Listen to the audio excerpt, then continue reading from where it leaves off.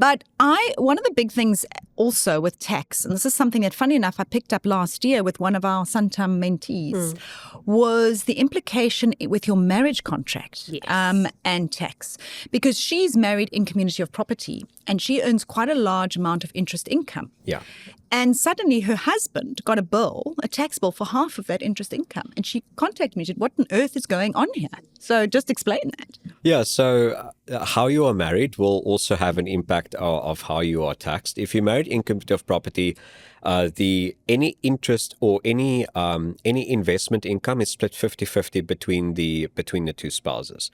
But it also means that the interest exemption would apply to both. So that's the benefit. It gets split 50-50.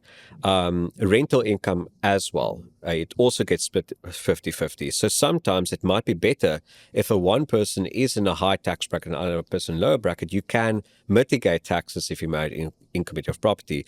But on the other hand, if you're married out of community of property, it depends on who owns the property, who are the owners of the investment account, and so then you effectively split each person is then responsible for their own investment income or rental income, and so it does have a significant or fairly significant impact on tax. But I always say, you want to get marital advice on how you get married, according to what you decide is best with your lawyer or with your marriage counselor, etc., and then find out or then discuss the tax consequences as a result of making that choice.